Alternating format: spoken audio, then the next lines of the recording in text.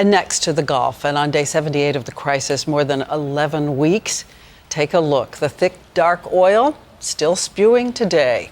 As the discouraging news spreads as well, testing today confirmed that tar balls are now found on Texas beaches, and they are from the BP spill. So all 5 states along the Gulf Coast now marred by oil, a 550-mile stretch from Texas to Florida. At the same time, the oil is pushing deeper ashore and now seeping into Lake Pontchartrain in the heart of New Orleans. And here's Jeffrey Kaufman.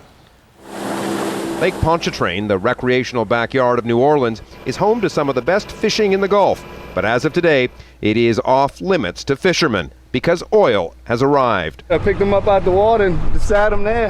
I didn't know what it was, and sure enough, that's what it is. Blown in by the stiff winds that haven't let up for more than a week. Heartbreak.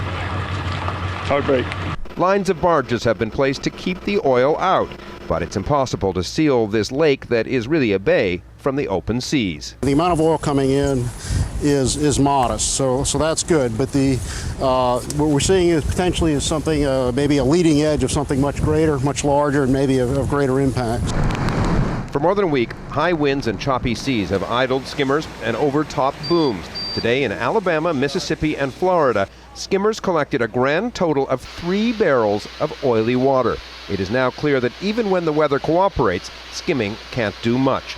Last winter, BP told the federal government it could skim almost 500,000 barrels of oil a day. In the 77 days since this rig accident, the company has skimmed less than 70,000 barrels in total. But Jeffrey, tell me more about the disparity in those numbers. That's big.